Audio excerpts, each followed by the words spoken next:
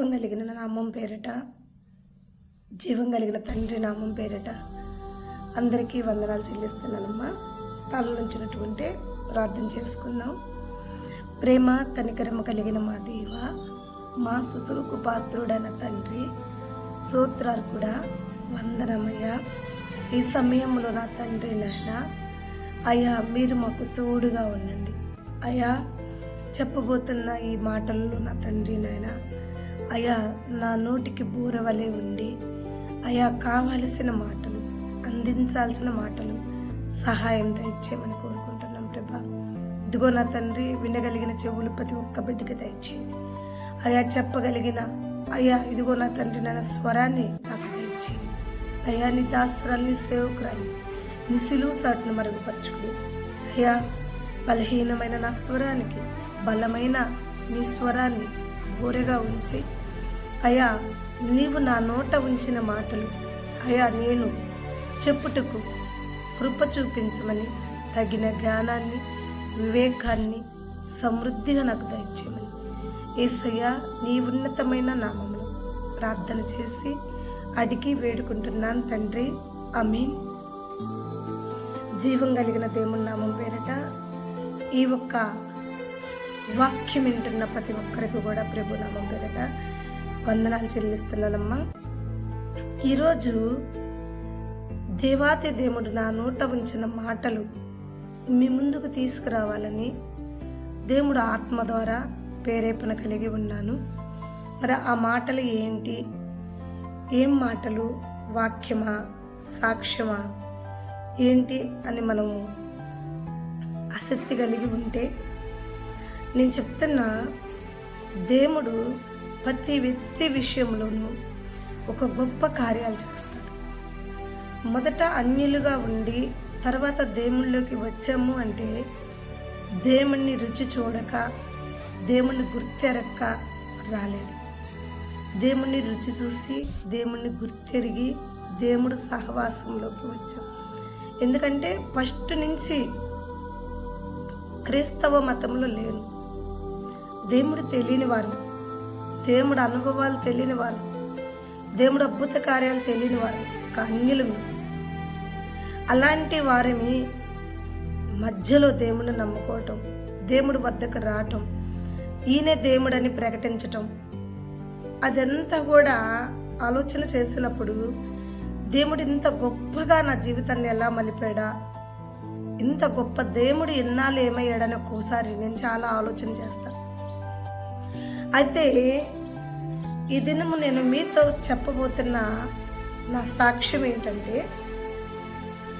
దేవుడు తన సంకల్పమందు సృష్టించుకున్న ప్రజల్ని ఎన్ని రోజులు వాళ్ళని దూరంగా పెట్టిన, వాళ్ళు ఏ లోకంలో ఉన్నా, ఏ సహవాసంలో ఉన్నా, వాళ్ళ జోలికి వెళ్ళకుండా వాళ్ళకి ఎంతవరకు టైం ఉందో అంతవరకు విడిచిపెట్టి, తను ఎప్పుడైతే ఒక సంకల్పం కలిగి ఉన్నాడు మన మీద, ఆ సంకల్పం సమయం వచ్చినప్పుడు మనల్ని ఎలా పిలుస్తాడు, అప్పుడు దాకా పిలవని దేవుడు, అప్పుడు దాకా తెలియని దేవుడు అప్పటికప్పుడు ఎలా వచ్చాడు, అసలు ఎలా పిలిచాడు అనేదాన్ని బట్టి నేను చాలాసార్లు నా జీవితంలో జరిగిన ఈ అద్భుతాన్ని తలపోసుకుంటూ ఉంటా. అయితే ఇలా నాలో నేను తలపోసుకునే కన్నా ఇలాంటి అనుభవాలు దేవుడు చాలామంది జీవితాల్లో ఇస్తాడు. కానీ అవి గుర్తించలేకపోతున్నామేమో. గుర్తించగలిగిన మేము, ఈ అనుభవాలని గుర్తించగలిగిన మేము, ఆ అనుభవాల్లోకి ఏ రీతిగా అయితే మేము వచ్చామో, ఎలా గుర్తించామో ఒక సాక్ష్య రూపంగా మీ ముందుకు తీసుకొస్తే, ఒకవేళ దేవుడు అనుభవాలు మీకు ఇలా ఉంటే, మీరు గుర్తించలేకుండా ఉంటే తెలుసుకుంటారని, దేవుడిలోకి మీరు కూడా మీ ఆత్మ నడిపింపుగా వస్తారని ఈ సాక్ష్యం మీ ముందుకు తీసుకురాలి. మరి నేను గతంలో ఒక వీడియోలో నా జీవిత సాక్ష్యం చెప్పాను. అది కన్నీటి సాక్ష్యం. ఎందుకంటే నేను ఎక్కడ పుట్టాను, నేను ఎలా పుట్టాను, నా తల్లిదండ్రులు ఎవరు, నా భర్త ఎవరు, నాకు ఎంతమంది పిల్లలు, నేను ఎలా సేవకు వచ్చాను, నేను ఎన్ని హింసలు పడ్డాను, ఎన్ని బాధలు పడ్డాను అనే దాని గురించి ఒక సాక్ష్యంగా ఒక వాక్యంలో నేను సాక్ష్యం చెప్పేటప్పుడు ఆ సాక్ష్యాన్ని వీడియో తీసి మీకు యూట్యూబ్లో కూడా పెట్టడం జరిగింది. అయితే ఈరోజు దేవుడు నా నోట ఉంచిన మాటలు ఏంటి అనంటే, ఆయన ఎలా పిలిచాడు, పిలిచేటప్పుడు ఆయన ప్రణాళిక ఏంటి, అసలు ఎలా పిలుస్తాడు ఆయన సేవకి, లోకంలో ఉన్న మనల్ని ఆయన ఎలా రమ్మంటాడు, అసలు ఆయన పిలుస్తాడా పిలవడా, లేక మనం భ్రమపడి వస్తామా, ఇది ఒక క్లారిటీ. ఎందుకంటే ఈ సాక్ష్యం కూడా మనం తెలుసుకోవాలి. సేవ ఎంత ఇంపార్టెంటో, స్వార్థ ప్రకటించడం ఎంత బాధ్యతో, సాక్ష్యం చెప్పటం కూడా, దేవుడు పిలిచిన పిలుపు వెల్లడించటం కూడా అంతే ముఖ్యమైన విషయం ఇది. ఎందుకంటే ఈ పిలుపు ద్వారా అనేకరు దేవుడు పిలుస్తుంటే గుర్తెరగని వారు, దేవుడు పిలుస్తున్న గ్రహించలేని వారు, ఇలా ఉంటుందా, ఇలా పిలుస్తాడా దేవుడు, అవునా ఇలాగా రావాలా దేవుళ్ళలోకి అనే ఒక ఆలోచన వారి హృదయంలో కూడా కలిగిద్ది. వీళ్ళు గుర్తెరుగుతారు. ఎమ్మటిని దేవుడు ఒక పిలుపుని వాళ్ళు కూడా గ్రహించగలుగుతారని చెప్పి మాత్రమే ఈ మాటలు మీ ముందుకు తీసుకొస్తాం. అనేక సాక్ష్యాలు, అనేక దర్శనాలతో దేవుడు అన్ని రాలుగా ఉన్న నన్ను, దేవుణ్ణి గుర్తెరిగిన నన్ను, అసలు దేవుడు సహవాసమే తెలియని నన్ను, మనుషులు పిలిస్తే లోపడని నన్ను ఎలా పిలిచాడు దేవుడు. నేను చాలాసార్లు చాలామంది చర్చిలకి వెళ్తా, నాకు చాలామంది చెప్పారు, అమ్మా నీ భర్త మారు మనసు లేకుండా బిడ్డల్ని నిన్ను విడిచిపెట్టి ఇలా హింసింపబడుతున్నావు కదా, నువ్వు ఎన్నో పూజలు చేస్తున్నావు, ఎంతమంది దేవునికో మొక్కుతున్నావు, యేసయ్యను కూడా నమ్మి చూడరాదా, ఆయనకు వస్తే, ఆయన వద్దకు వస్తే ఆయన నీ జీవితం మార్చచ్చు, ఆయన నీ జీవితం కట్టచ్చు అని అనేక సార్లు నాకు సలహాలు ఇచ్చారు. ఆ సలహాలు ఏవి కూడా నేను తీసుకోను. ఎందుకంటే నేను కొలిసే దేవుళ్ళు చాలా శక్తి కలిగిన దేవుళ్ళు. ఇంతమంది దేవుళ్ళని నేను కొలుస్తుంటే, ఇంతమంది దేవుళ్ళు నా జీవితం నిలబెట్టలేకపోతే ఈయనేంది నా జీవితం నిలబెట్టేది. అయినా నాకు ఆశ లేదు, ఇంకా అతను నిలబడతాడని ఆశ లేదు, కోరిక లేదు. ఆ ఆశ లేని, అదే అంటారు చూడండి, ఆశ లేని అన్నానికి ఆకలి ఎక్కువ అన్నట్టు, ఆశ లేని ఆ అన్నానికి నేను ఆశలు ఎందుకు పెంచుకోవాలి. నాకు అలా టార్గెట్ ఏం లేదు. కాకపోతే నేను ఈ భూమి మీదకి వచ్చాను, నా గమ్యం ఏంటో, నన్ను పుట్టించిన దేవుడు ఎవరు, అసలు నా గమ్యం ఏమైంది. సరే, నన్ను పుట్టించిన దేవుడికి నా గమ్యం తెలుసు కదా, నా జీవితం ఎలా వెళ్తున్నా ఆ దేవుడు నడిపిస్తాడు. ఏ దేవుడు నన్ను పుట్టించాడో ఆ దేవుడు ఒక దినమున నాకు కనపడకపోడు, నాతో మాట్లాడకపోడు. ఇంతమంది దేవుళ్ళను కొలుస్తున్నా, ఏ దేవుడు నాకు దర్శించడా, మాట్లాడ్డా, నా జీవిత గమ్యం ఏంటో నాకు చెప్పరా అని ఒక ఆలోచన కలిగి వాళ్ళ ఒక సలహాలు నేను తీసుకునేదాన్ని కాదు. ఎంతమంది నన్ను చర్చికి పిలిచినా నేను వెళ్ళేదాన్ని కానీ కాదు. నాకు తెలీదు, నాకు వద్దు, నేను ఆ మతంలోకి వెళ్ళను, ఆ మతంలోకి వెళ్తే ఇదిగో ఇలాంటి రికమెండేషన్స్ ఎక్కువగా ఉంటాయి, అజ్జయ్ ఇజ్జయ్ ఇజ్జయ్ అజ్జయ్ అని. నాకు అవసరం లేదు. నాకంటూ ఒక గోల్ ఉంది, నాకంటూ ఒక గురి ఉంది నా జీవితం మీద. నా గోల్ ఏంటంటే నా 3 పిల్లల్ని ఒక ఉన్నతమైన జీవితం కట్టాలి. నా ద్వారా దేవుడు 3 బిడ్డలు ఇచ్చాడు. ఆ 3 బిడ్డల్లో భూమి మీదకు వచ్చి ఉన్నారు, నా గర్భమందు జన్మించి 3 బిడ్డలు భూమి మీదకి వచ్చి ఉన్నారు. కాబట్టి వాళ్ళకంటూ ఒక గురి కలిగి ఉండాలి. నేను వాళ్ళ జీవితమే నా ఒక గమ్యంగా ఉంటుంది. ఇది నా ఒక సంకల్పం. అలాంటి సమయంలో కానీ నా సంకల్పం నాకుంటే, నన్ను పుట్టించిన వాడి సంకల్పం ఇంకా గొప్పది కదా, నన్ను ఏర్పాటు చేసుకున్న వాడి సంకల్పం చాలా గొప్పది. ఆయన చిత్తం నేను లోకంలో ఉండాలని, లోక దేవతలందరినీ కూడా కొలవాలని, ఆ ఒక్క పవర్ ఏంటో నేను తెలుసుకోవాలని, ఈయన పవర్ ఏంటో తెలుసుకోవాలని, మొదట ఇది తెలిస్తేనే కదా ఈయన ఎంత గొప్పవాడు తెలిసేది. చీకటి తెలిస్తేనే కదా మా వెలుగు ఒక విలువేంటో నాకు తెలిసేది. అందుకని దాదాపు దేవుడు 28 సంవత్సరాల దాకా నన్ను చీకటిలోనే ఉంచాడు. చీకటి రుచి చూపించాడు, శ్రమలను రుచి చూపించాడు. కష్టాలు ఎలా ఉంటాయో, బాధలు ఎలా ఉంటాయో ఇవన్నీ కూడా నా యవ్వన కాలంలోనే నేను వీటన్నిటిని కూడా తలపోసాను. వీటన్నిటిని కూడా సేవ్ చేసుకుంటూ వచ్చాను, వీటన్నిటినీ దాటుకుంటూ వచ్చాను. అయితే 28 సంవత్సరాల తర్వాత దేవుడు తన సంకల్పాన్ని ఇక మొదలు పెట్టాలనుకున్నాడు. ఎందుకు నన్ను ఈ భూమి మీదకి తీసుకొచ్చాడు, ఆయన సిద్ధం ఏమయ్యిందో, ఆయన ఎందువల్ల నన్ను నడిపించాడు, అదంతా కూడా దేవుడు తన సంకల్పం మొదలు పెట్టాలనుకున్నాడు. కాబట్టి నాకు 28 సంవత్సరాలు వచ్చినప్పుడు దేవుడు నన్ను పిలవటం మొదలుపెట్టాడు. మొట్టమొదటిగా దేవుడు ఎలా పిలిచాడు, నేను ఎలా గుర్తెరిగింది, పిలుస్తుంది దేవుడేనని నేను ఎలా తెలుసుకోగలిగింది, ఆయన ఎందుకు పిలుస్తున్నాడు ఏంటి అనేది నేను ఎలా తెలుసుకున్నాను అనేది ఈరోజు మీకు ఇస్తున్న మొట్టమొదటి దర్శనాలు. దేవుడు నాకు పిలిచిన దర్శనం ఉంది, సేవ దర్శనం ఉంది, పరిచర్య దర్శనం ఉంది, నేను సువార్త ప్రకటించే దర్శనం ఉంది, సంఘాలు కట్టే దర్శనాలు ఉన్నాయి. దేవుడి చిత్తమైతే దేవుడు తన సంకల్పం ద్వారా నన్ను నడిపిస్తే ఈ వీడియో ద్వారా ప్రతి దర్శనం కూడా మీ ముందుకు తీసుకురావాలని నేను దేవుడి వద్ద ప్రార్థన చేసుకుంటున్నాను. ఎందుకంటే నేను మరణించచ్చేమో కానీ దేవుడు చేసిన కార్యాలు మరణించకూడదంటే అనేకరికి ఈ దర్శనాలు తెలియాలి. దేవుడు చేస్తున్న గొప్ప కార్యాలు, దేవుడు ఏంటి, ఆయన్ని ఊరికే నమ్మామా, ఆయన్ని ఊరికే దేవుడని అంగీకరించామా? అంతమంది దేవుళ్ళను కొలిసిన నేను సడన్గా ఈయన దేవుడని ఎందుకు వచ్చాను, ఎలా వచ్చాను, ఎలా చూశాను, ఇవి మనకు ఒక క్లారిటీగా ఉండాలి కదా మన జీవితంలో.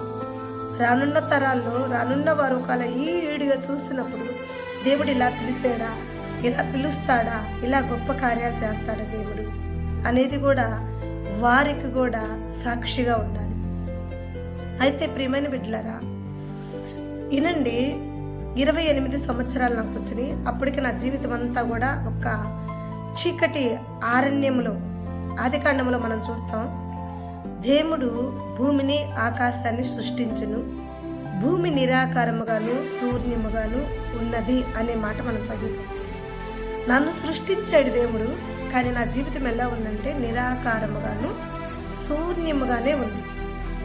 ఎలా అంటే నా యవ్వన కాలంలోనే నేను ఒక ముష్టిలో పట్టడం, నా యవ్వన కాలంలోనే నేను ఒక అవిటితనానికి పాత్రురాలు కావటం, ఈ అవిటితనాన్ని నేను సేవ్ చేసుకుంటూ వస్తున్న సమయంలో విరిగి నలిగిన హృదయంలో మరలా తర్వాత ఈ అవిటితనంలోనే నాకు మ్యారేజ్ అవ్వటం, ఆ మ్యారేజ్లోనే నన్ను హింసింపబట్టడం, ఆ హింసలోనే నాకు దేవుడు కృపను బట్టి సంతానం కలగటం, ఆ సంతానంలోనే నాకు విడాకులు కలగటం, ఆ విడాకుల ద్వారా నేను మరలా ఈ బిడ్డలను పోషించటం కొరకై నానా విధమైన శోధనలు శ్రమలు ఎదుర్కొంటా ఉన్నాను. కాబట్టి అందుకు నేను ఒక మాట చెప్తున్నా, ఎలా ఉంది నా జీవితం అంటే నిరాకారముగాను శూన్యముగాను ఉన్నది.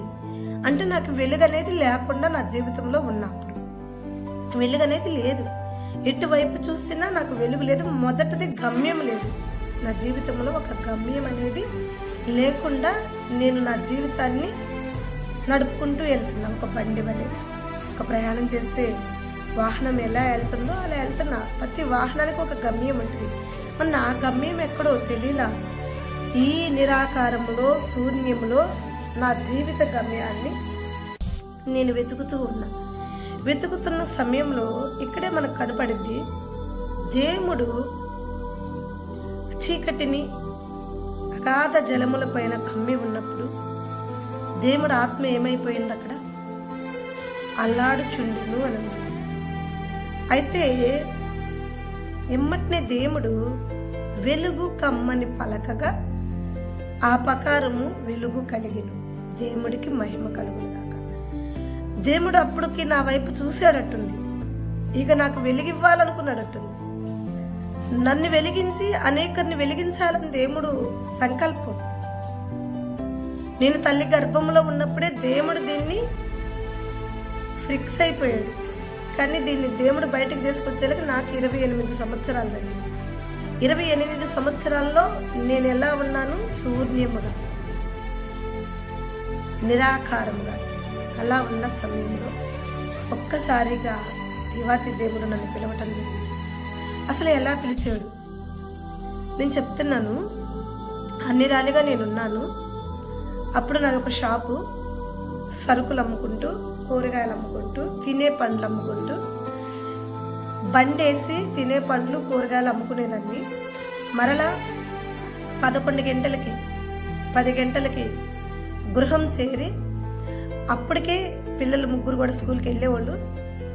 ఇంటికాడికి వచ్చి ఇంకా నేనేం చేసేదాన్ని, షాపు, ఆ ఇల్లే షాపులా చేసుకున్నాం. ఒక పక్క ఇల్లు, ఒక పక్క షాపు, చిన్న రూమే. ఆ షాప్లో నేను సరుకులు అమ్ముకుంటూ ఉండేదాన్ని. కొన్ని కందిపప్పు, కొన్ని చింతపండు, కావాల్సిన కిరాణా సరుకులన్నీ కూడా అమ్ముకుంటూ ఉండేదాన్ని. ఇలా అమ్ముకుంటూ ఉన్న మా జీవితంలో ఒకరోజు ఏం జరిగిందంటే, మా అమ్మ వాళ్ళ ఇంటికాడ నేను కొనుక్కుని ఉన్నా. అయితే ప్రతిరోజు కూడా నేను దేవుణ్ణి ఒకటి అడిగేదాన్ని, దేవా నాకు ఇల్లు లేనప్పుడు నీ వాగ్దానం తీసాను, నువ్వు నాకు ఇల్లు ఇస్తానన్నావు, ఇచ్చావు.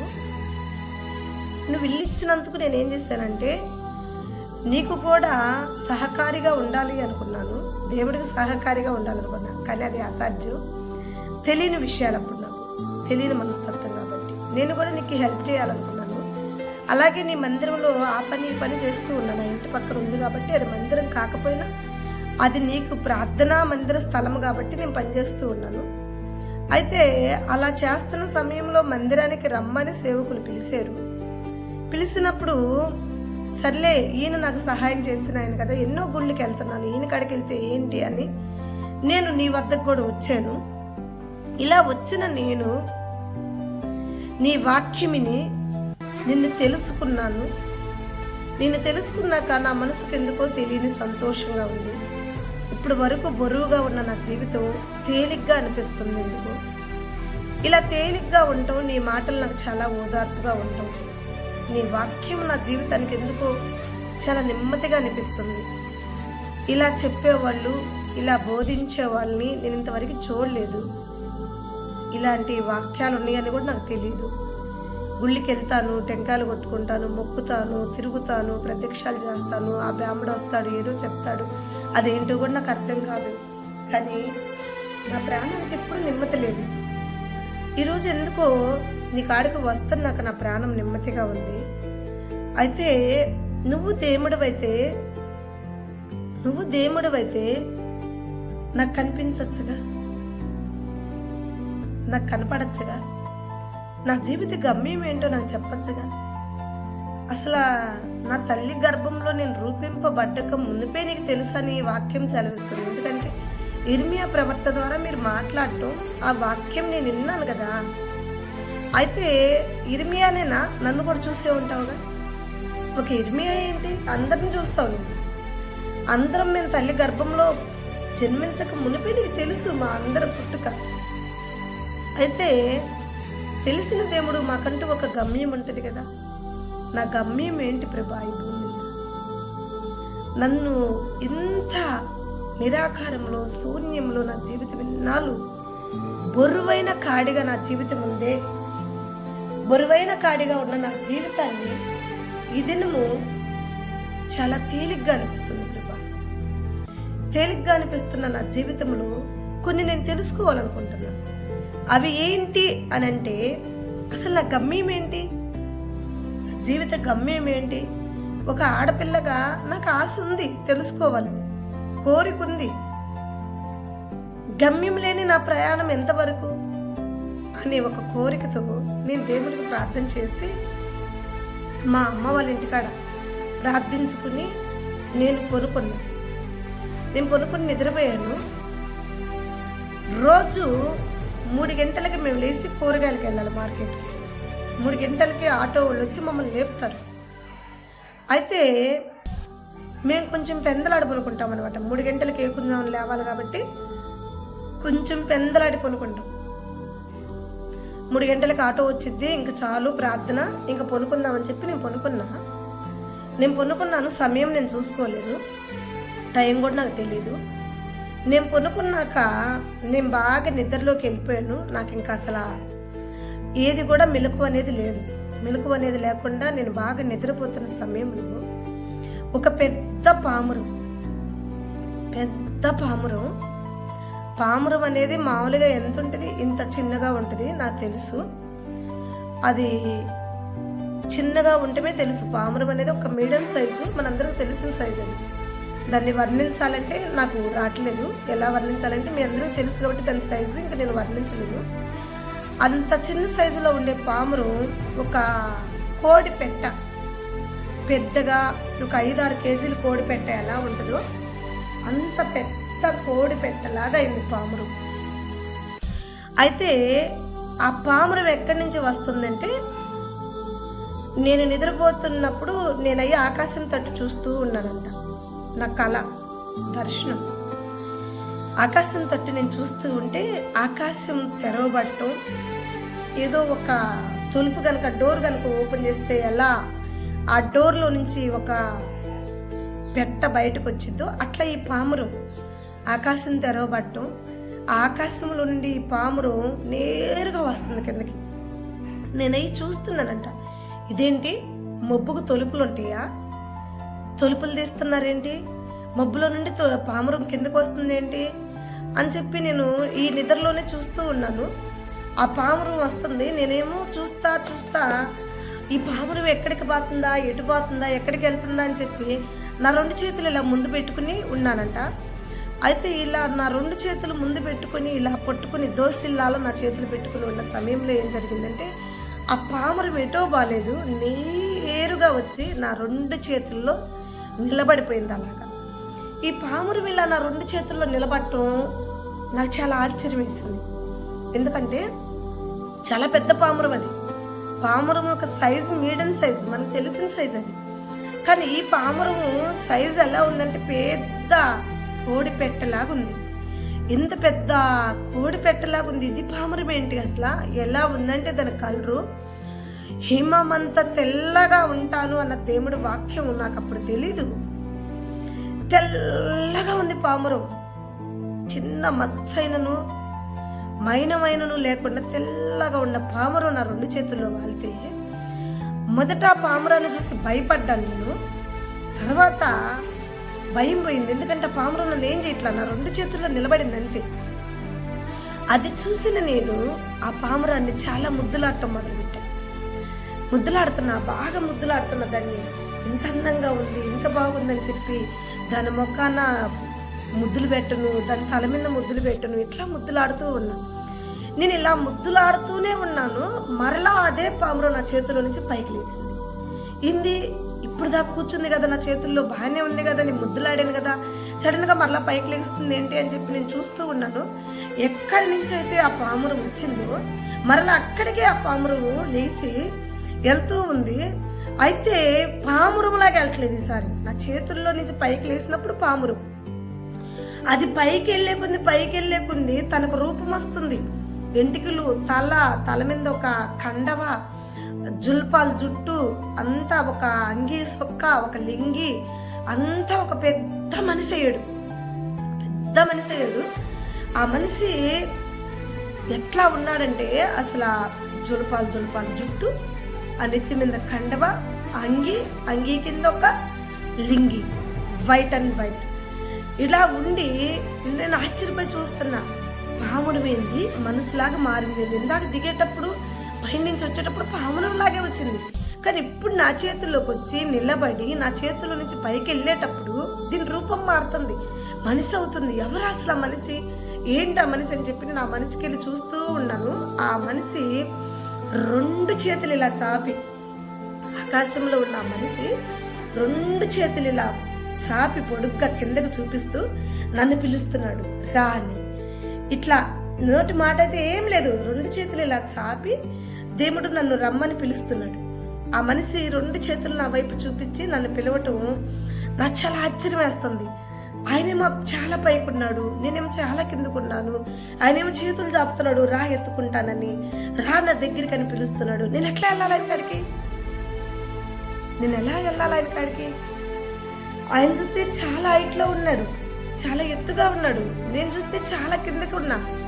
ఎక్కడానికి ఏమైనా లుచ్చునుందా? లేదు. మరి ఆయన ఏమైనా కింద ఉన్నాడా నేను పరిగెత్తుకుంటా ఆయన చేతుల్లోకి వెళ్ళటానికి? లేదు. మరి ఎలా వెళ్ళాలి?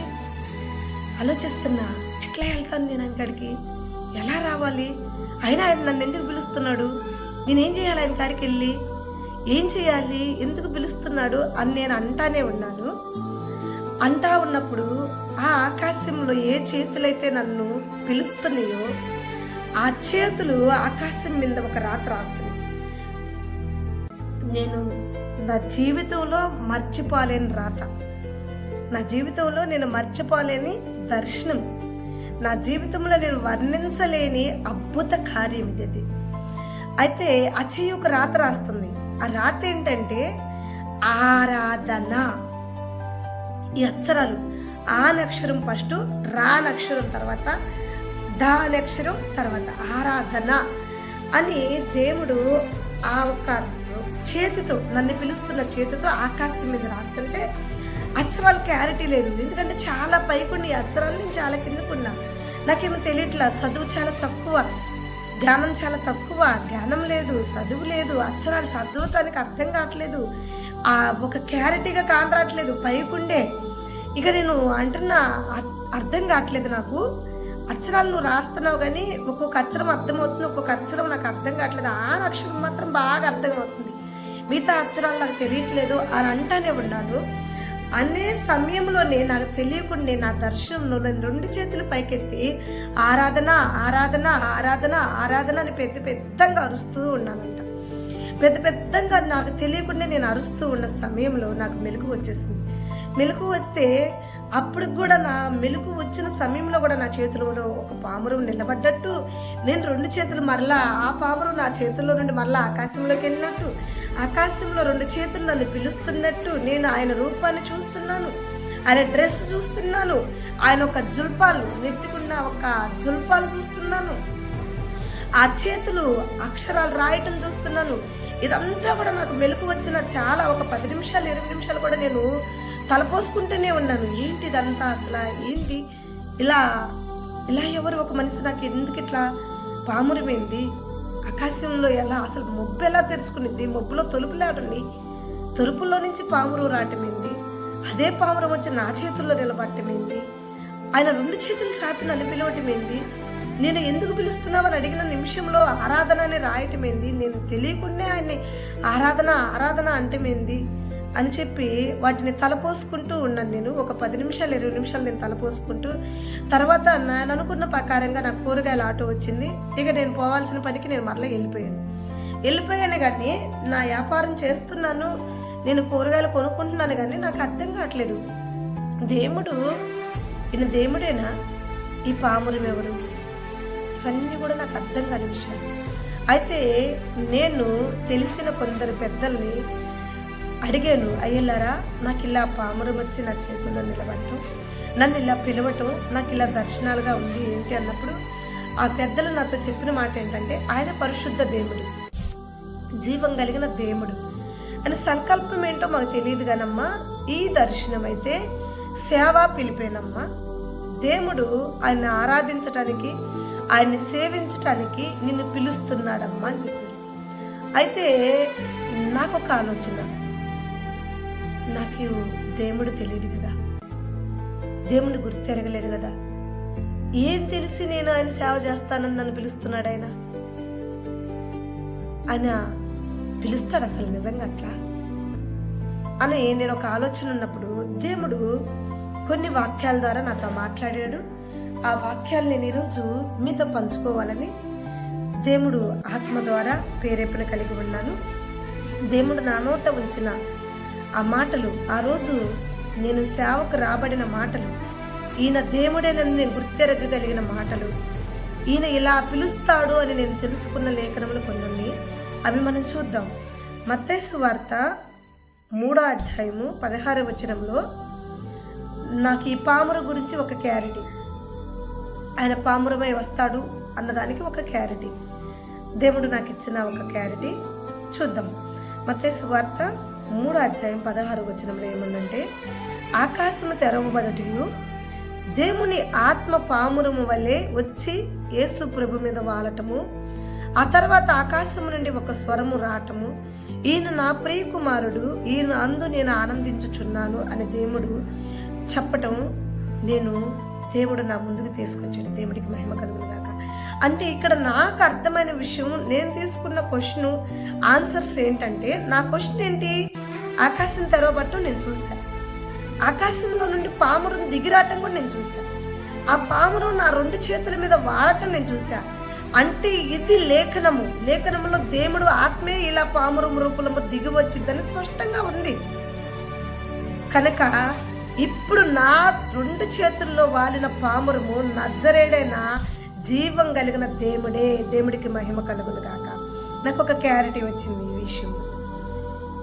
ఈ పామురం ఏ దెయ్యమో ఏ భూతమో కాదు, ఈ పామురం ఆకాశము నుండి దిగి నా చేతుల్లో వాలింది కాబట్టి ఖచ్చితంగా ఇది నా దేవుని ఆత్మ. నా దేవుడు ఆత్మ నా చేతుల్లో వచ్చి వాలింది. నా చేతులు పాపిష్టి చేతులు, నా చేతులు పాపపు చేతులు, నా చేతులు ఎందుకు పనికిరాని చేతులు, వ్యర్థమైన చేతులు, నా చేతులు నిరాకారముగాను శూన్యముగాను ఉన్న జీవితానికి కలిగిన ఈ చేతులు, ఇంత పాపిష్టి చేతుల్లో పరిశుద్ధ దేవుడు వచ్చి నిలబడ్డాడా? నా దేవుడు నా అందు ఆనందిస్తున్నాడా? నా దేవుడు నన్ను పిలుస్తున్నాడా? యేసు ప్రభు మీదకు వాలేడంటే ఆయన పరిశుద్ధుడు, ఆయన లోక రక్షకుడు. ఆయన భుజముల మీద ఈయన వాలేడంటే ఆయనకు ఒక విలువ ఉంది, ఆయనకంటూ ఒక పేరుంది, ఆయనకంటూ ఒక సాక్ష్యం ఉంది. కానీ నాకు ఒక విలువ లేదే, ఒక సాక్ష్యం లేదే. నా వద్దకు దేవుడు రావటమేంది, ఆత్మదేవుడు నా చేతుల్లో వాలటమేంది? ఆ జీవితంలో ఆ విషయాన్ని నేను ఎన్నిసార్లు తలపోసుకున్నా ఆశ్చర్యం కలిగిస్తుంది, అద్భుతంగా ఉంది. ఒక క్లారిటీ నాకు. ఇక 2వ క్లారిటీ ఏంటంటే, సరే ఆయనంటే ఆయన ప్రియ కుమారుడు, ఆయన కొరకు ప్రాణం పెట్టడానికి వచ్చాడు కాబట్టి, ఆయన కొరకు సువార్త ప్రకటించడానికి వచ్చాడు కాబట్టి, నశించే ఆత్మలు వెతికి రక్షించడానికి ఆయన కోసం ఆయన కుమారుడు వచ్చాడు కాబట్టి, ఆయన ఆత్మస్వరూపుడయ్యి వచ్చి ఆయన కుమారుడు భుజాల మీద వాలాడు. నేనేం చేస్తానని నా మీద వచ్చాలేడు? నేను ఎందుకు పనికొస్తానని దేవుడు నా వద్దకు వచ్చాడు? నా పాపపు చేతుల్లో, నా పనికిరాని చేతుల్లో దేనికి వాలేడు దేవుడు? అసలు ఏంటి దేవుడు సంకల్పం అని నేను ఆలోచన చేస్తున్నప్పుడు మరొక క్లారిటీ దేవుడు నాతో మాట్లాడాడు వాక్య రూపంలో. ఆ వాక్య రూపం ఏంటి? యెషయా గ్రంథం 61 మొదటి వచనం, నా ఆత్మ నీ మీదికి వచ్చి. వింటున్నారా? ఎందుకు వచ్చాడు ఏంది అని నేను ఒక కన్ఫ్యూజన్లో ఉన్నాను కదా, క్లారిటీ లేకుండా ఉన్నాను కదా. నా క్లారిటీ ఇవ్వడానికి దేవుడు మరొక వాక్యంతో నా ముందుకు వచ్చాడు. ఎలా వచ్చాడంటే, యెషయా 61 మొదటి వచనంలో, నా ఆత్మ నీ మీదికి వచ్చి దీనులకు సువార్త ప్రకటించుము, దేవుడికి మహిమ కలుగును గాక. ఇక నాకు ఒక క్లారిటీ వచ్చేసింది. దేవుడు ఆత్మ నా మీదకు ఎందుకు వచ్చాడు? ఆయన పామురం మళ్ళీ నా చేతుల్ని, పాపపు చేతులైన నా చేతుల్ని, పనికిరాని నా చేతుల్ని, వెన్నికి లేని నా చేతుల్లో ఎందుకు వాలాడు? ఆయన 2 చేతులు చాపి నన్ను ఎందుకు పిలిచాడు? ఆకాశంలో ఆరాధన అనే దేవుడు ఎందుకు రాశాడు? నాకొక గమ్యము కలిగినప్పుడు, నాకొక ఆనందం ఏంటి?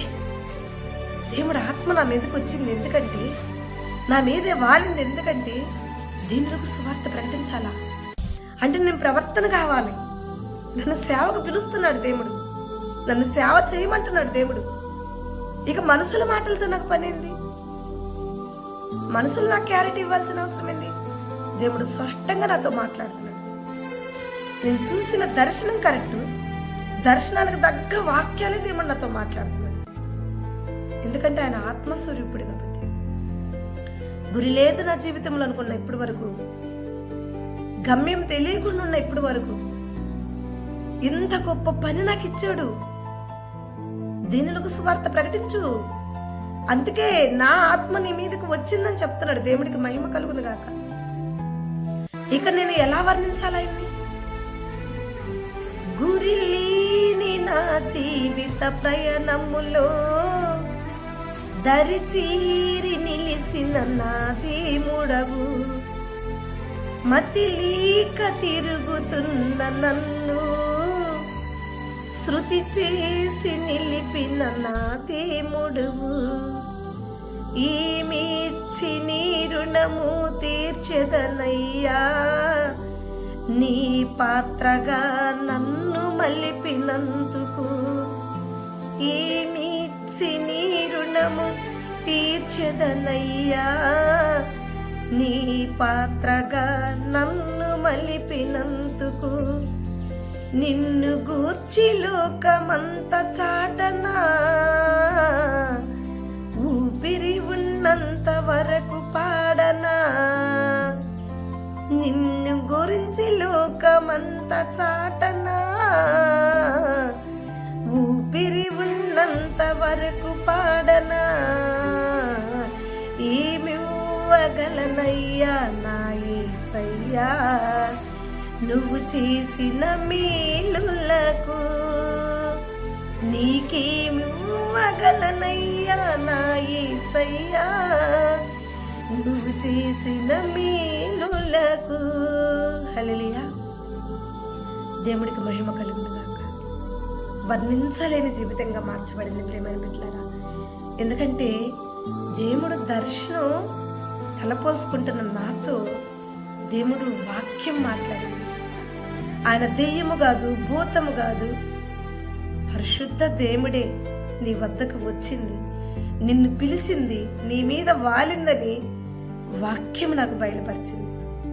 ఎమ్మటినే ఎందుకు పిలిచాడు ఏంటి అని నేను ఒక కన్ఫ్యూజన్లో ఉన్నప్పుడు ఒక క్లారిటీ ఇచ్చాడు దేవుడు నాకు. చెప్పాడు, నా ఆత్మ నీ మీదకి ఎందుకు వచ్చిందంటే దీనులకు నువ్వు సువార్త ప్రకటించాలి, నువ్వు నా పని పాత్రగా వాడబడాలి. దేవుడికి మహిమ. ఈరోజు నా జీవిత గమ్యము చాలా అందంగా ఉంది, ఆనందంగా ఉంది. ఒక్క సెకండ్లో, ఒక్క నిమిషంలో నా అంధకారం పోయింది, నా చీకటి పోయింది, నా జీవితం వెలుగుగా మార్చబడింది. దేవుడికి మహిమ కలుగును గాక. దేవుని గుర్తెరిగాను, దేవుని దర్శనాన్ని చూశాను, ఒక క్లారిటీ వచ్చింది, ఒక గమ్యం వచ్చింది నా జీవితానికి.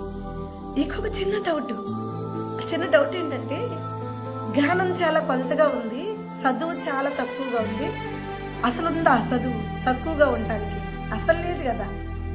ఏదో వచ్చేదాని చదువు కొంత, ఒక 5 వరకు, అంతవరకే చదువు. ఈ వచ్చిరాని చదువు ఒకటి. మరి 3 పిల్లలు, ఇంక నో ప్రాబ్లం. ఎందుకంటే పిల్లలు కష్టాలు శ్రమలన్నీ ఆయన చూసుకుంటాడు. నా జీవితానికి గమ్యం వచ్చింది. ముందు నా చీకటి పోయింది, నా బొరువైన కాడంతా విరగొట్టబడింది, నా బలహీనతలన్నీ కూడా తొలగిపోయినాయి. నాకు ఒక ఫలము, నాకు ఒక వెలుగు, నాకు ఒక శక్తి వచ్చింది నాలో. కనుక ఒక తీర్మానం కలిగి ఉన్నా, పిలిచినది దేవుడే గనక, మనుషులు కాదు గనక దేవుడు చూసుకుంటాడు నా జీవితాన్ని. ధైర్యం చేసి దేవుడు పిలిచిన పిలుపుకు నేను లోపడి, దేవుడు ఒక దర్శనాన్ని నేను ఎత్తిపట్టి, దేవుడు చెప్పిన పని, దీనులకు సువార్త ప్రకటించమన్న పని దేవుడికి నేను ప్రకటించడానికి బయలుదేరాలి. ఇంకా నా జీవితాన్ని దేవుడికి అర్పించాలి. దేవుడి కొరకు నా జీవితాన్ని ఇచ్చేయాలి.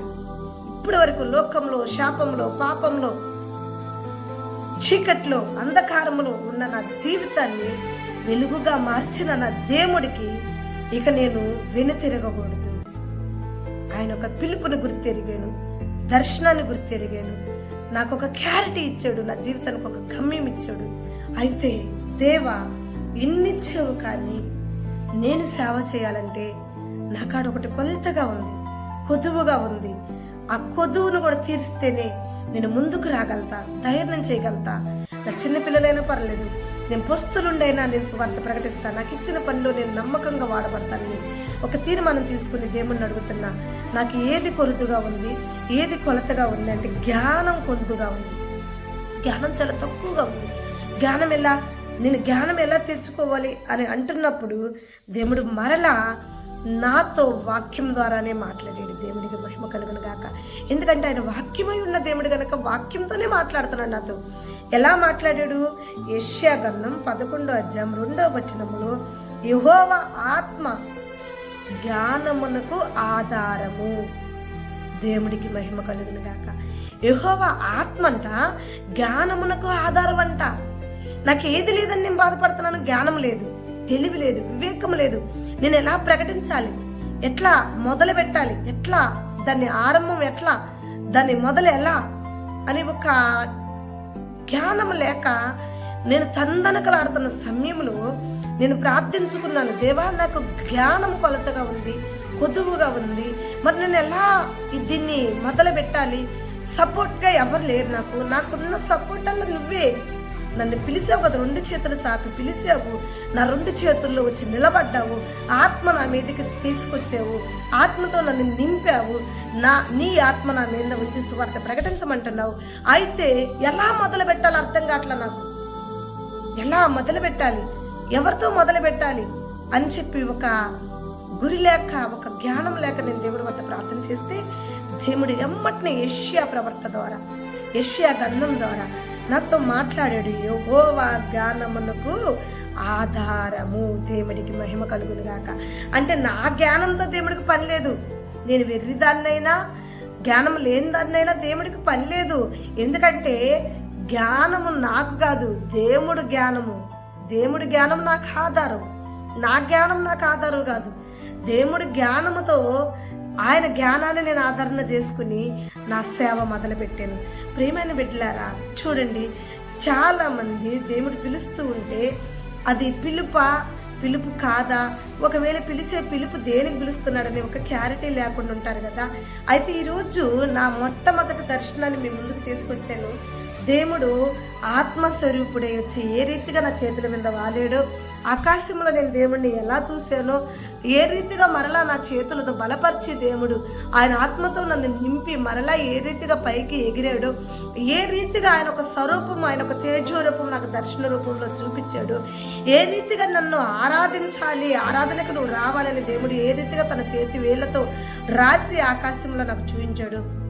అది నాకు అర్థం కాక నేను తలపోసుకుంటున్న సమయంలో దేవుడు వాక్య రూపంలో వచ్చి మరలా నన్ను ఏ దర్శనం అయితే కనపడిందో, ఏ దర్శనం అయితే నాకు ఎలా చూపించడో ఆ దర్శనానికి సంబంధించిన వాక్యాలు నా ముందుకు తీసుకొచ్చి ఆ దర్శనము ఈ రీతిగా నేను ఇంతకొరకు నిన్ను సిద్ధపరిచి ఇలా కనపడి ఇలా పిలిచానని ఏ రీతిగా మాట్లాడాడో మీరందరూ కూడా తెలుసుకున్నారు కదా ప్రియమైన బిడ్డలారా. కనుక దేవుడి పిలుపు మీకు ఇలా ఉంటే, దేవుడి దర్శనాలు మీకు ఇలా ఉంటే ఖచ్చితంగా దేవుడు మిమ్మల్ని సేవకు పిలుస్తున్నాడు. దీనులకు సువార్త ప్రకటించమని చెప్తున్నాడు. కనుక ముందున్న బంధాలు, వెనుకున్న బంధాల వైపు చూడొద్దు. ఎందుకంటే జ్ఞానం లేదని కూడా చూడొద్దు. జ్ఞానానికి ఆదరణ యెహోవా కాబట్టి మన బాధ్యతలన్నీ కూడా దేవుడి మీద మోపాలి. ఆయన పిలిచిన పిలుపుకు లోపడాలి. ఆయన పనిలో మనం కడముట్టచ్చాలి. శ్రమైనను, కష్టమైనను, కరువైనను, హింసైనను, వస్త్రహీనైనను, ఖడ్గమైనను, కరువైనను సమస్తము యెహోవానే చూసుకుంటాడు. కనుక ఇలాంటి దర్శనాలు మీకుంటే, ఇలాంటి అనుభవాలు మీకుంటే, మీ జీవితంలో ఇలాంటివి మీరు చూస్తే ఖచ్చితంగా అది దేవుడు సేవ కొరకు మీ ముందుకు వచ్చి మిమ్మల్ని పిలుస్తున్న దర్శనమేనని మీరు గుర్తెరిగి ఈ సాక్ష్య రూపంగా కూడా మీరు దేవుణ్ణి తెలుసుకుని మీరు కూడా మీ జీవితంలో దేవుడు మీకు అప్పచెప్పిన పనిలో నమ్మకమైన పనివారిగా దేవుడు పనిని చెయ్యాలని ప్రభు నామం పేరట మీ అందరినీ కోరుకుంటూ నా ఈ మొదటి సాక్ష్యం దేవుడు దీవించి ఆశీర్వదించాలని, నశించిపోయే అనేకరికి దేవుడు దర్శనాలు ఇస్తున్న బయలుపరచుకోలేని అనేకరికి ఈ సాక్ష్యం ఒక ఆధారం అవ్వాలని, ఈ సాక్ష్యం ద్వారా అనేక బిడ్డలు కూడా దేవుణ్ణి గుర్తెరగాలని, దేవుడు యొక్క ఉన్నతమైన పిలుపులు ఎలా ఉంటాయో తెలుసుకోవాలని ఈ సాక్ష్యాన్ని దీవించి ఆశీర్వదించునుగాక దేవుడు. ఆమేన్. God bless you. దేవుడు మీ అందరిని దీవించి ఆశీర్వదించి ఇంకా కూడా నా జీవితంలో నేను పొందుకున్న దేవుడు ఒక దర్శనాలు మీ ముందుకు తీసుకురావడానికి పరిశుద్ధ దేవుడు నాకు శక్తిని, బలాన్ని, జ్ఞానాన్ని ఇవ్వాలని మీరందరూ కూడా నా కొరకు ప్రార్థించండి. తప్పకుండా నా సాక్ష్యం తెలుసుకోవాలని మీరు ఆసక్తి కలిగి ఉంటే తప్పకుండా ఆశపడ్డ ప్రాణాన్ని దేవుడు తృప్తిపరచినట్టు మీ ఆశపడుతున్న ప్రాణాలని నేను కూడా ఆశపడుతున్నా, మీ ముందుకు నాకు సాక్ష్యాలను తీసుకురావాలని మీ ప్రార్థన, నా ప్రార్థన దేవుడు దీవించి ఆశీర్వదించి మన ఇరుగురిని కూడా దేవుడు తృప్తిపరిచి మన సాక్ష్యాలు దేవుడు అనేకరికి తెలియజేస్తున్నారు గాక. ఆమేన్. God bless you.